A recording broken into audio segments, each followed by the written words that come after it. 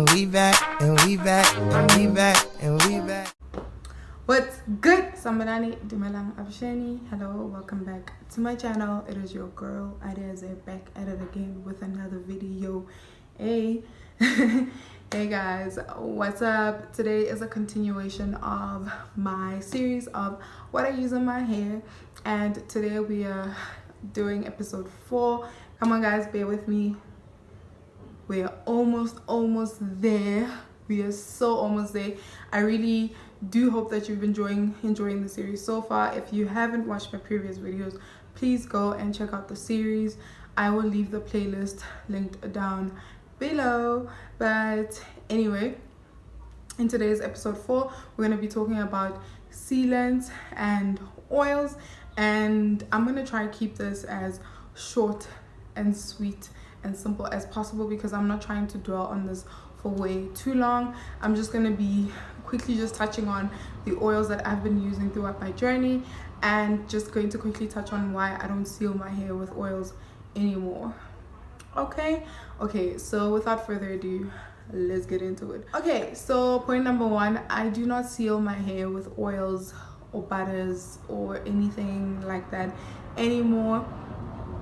Simple reason being that I tried this out when I saw a really well-known YouTuber, Kimberly Sherrill, explain why she doesn't use oils in her routine anymore. I'm not against using oils. I do still have oils in. I mix them in with like my deep conditioners and my DIY shampoo and my pre-poos and all that. I'm just opposed as to using oils as a sealant.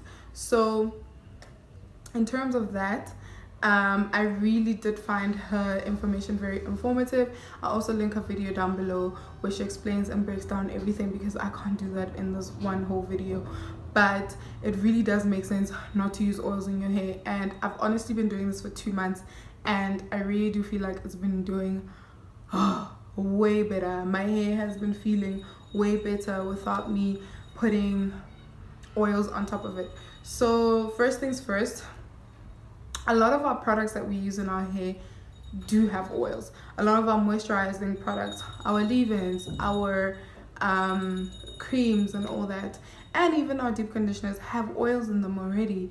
So when you apply a leave-in that already has an oil and then you go in and you seal, it's kind of redundant, because what is the point? You already have applied kind of like an oil in your hair. Also, the molecules tend to absorb better into your hair because of the way it has been formulated. All right. Secondly, I do find that when you use oils to seal in quote-unquote moisture, a lot of people do not moisturize properly in the first place. So when you use an oil, which is in turn you using an oil on your dry hair, you're technically sealing in dryness. Now, if you're someone who sprays your hair or wets your whole head entirely and then puts an oil on top of it, it may be working for you because you're not sealing in dryness. But for some people who haven't learned how to moisturize properly yet, technically seal in dryness.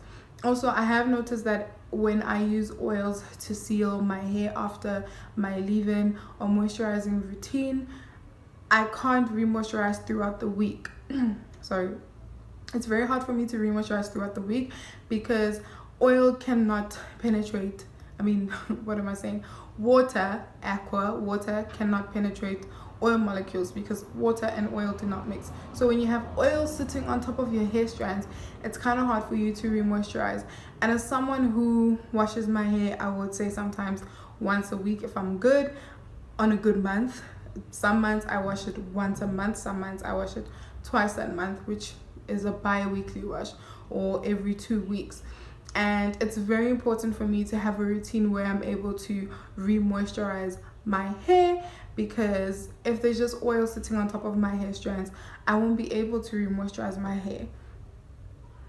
That's just the fact of the matter. That means that I have to go back into the shower, wash my hair, and do my whole routine again. So that's also why I do not use oils as sealants anymore. Now, when I talk about sealants in my routine, I technically talk about products that tend to be a bit more heavier than my leave-ins. So it could be my stylers, or it could be buttercreams. And most of the time, buttercreams can also be regarded as leave-ins because the first ingredient is usually just water. But buttercreams tend to be a lot more heavier and tend to have a bit more oil, as opposed to a leave-in that can have the first 3 ingredients as water, aloe juice, and something else that's watery before they add in an oil. So do make sure that you're being very mindful of that. I'm just gonna grab like 2 products in my stash to give you a quick example. Okay, so take my As I Am leave-in conditioner, for instance. So I'm going to look at the ingredients quickly. The first ingredient is water, then the cetyl alcohol, then you have the cetyl alcohol, sorry, and then you have coconut fruit powder, and then you have more fruit powder, and literally oil comes in after like the 6th ingredient. We interrupt this program to bring you Fact by Phil. Anyway, so this leave-in actually does contain oils, but a bit later in the leave-in, which is phytosterols. Phytosterols are actually plant sterols, okay, which are similar to cholesterol in structure, and they're usually used in topical beauty products such as emollients. And emollients tend to contain a lot of lipids in them, which are oils. So there you go. It's kind of like plant-derived oils. So most of our products do contain oils. Back to regular programming. But there is some form of oil in this. Yep, there is some form of oil in this. Not a lot of it, but there is some form of oil. And then take the Vatica curl defining cream, for instance, that I usually use right after putting my leave-in to define my hair and then put it in braids. The first ingredient is water, and then the second ingredient is shea butter, and then you have coconut oil. So this is a lot more heavier than my leave-in in terms of the way it's been formulated, but both products do contain some oils in them, okay? Whether it be a lighter version, whether it be a heavier version, they contain oils. Now imagine I put this on my hair, and then I go in with shea butter or another heavy kind of oil-based product to seal in moisture. What I'm essentially doing is weighing my hair down, first of all, and I'm also just creating a barrier where I won't be able to re-moisturize throughout the week.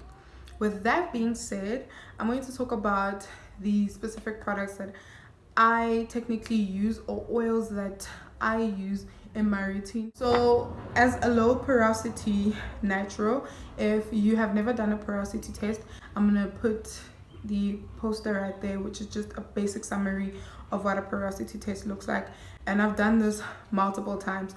The thing is, porosity can change though. There was a time when my hair was very high porosity, but I would say predominantly I've been a low porosity girl, and what I like using is very light oils.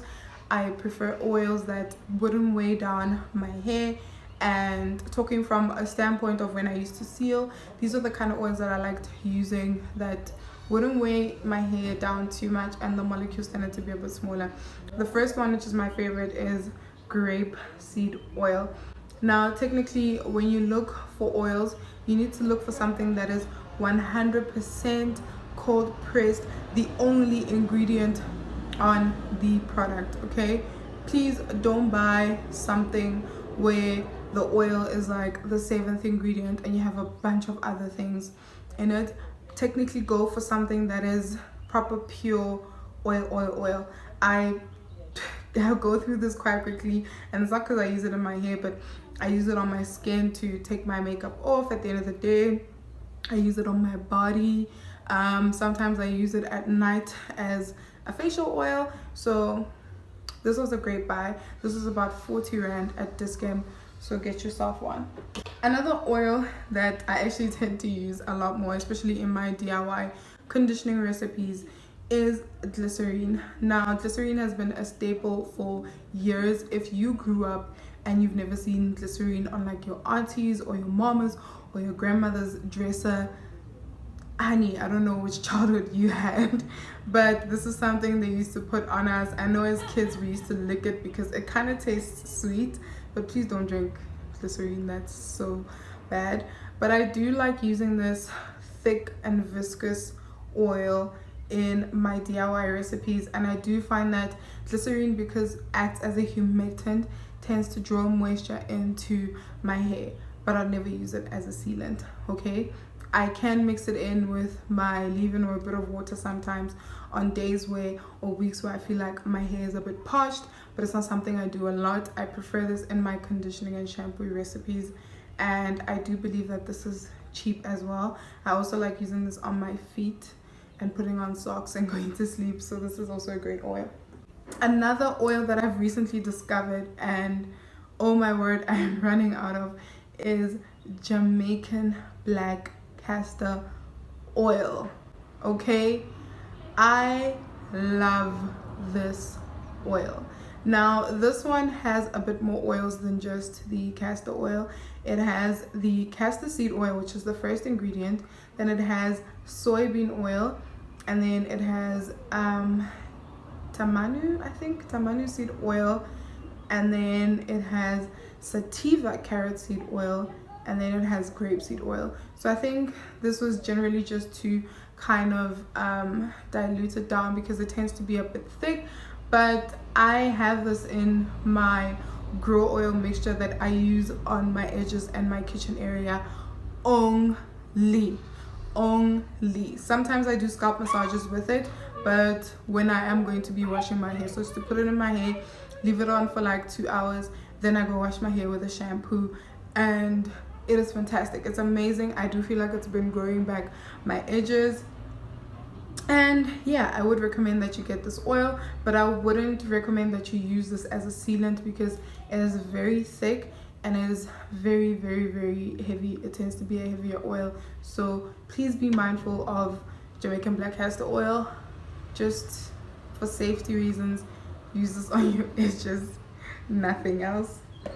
Okay, another oil that I have found to be my favorite recently, and I never really liked how this oil felt in my hair on its own, but mixed in with other things like my conditioners and me using it on my face, it actually works.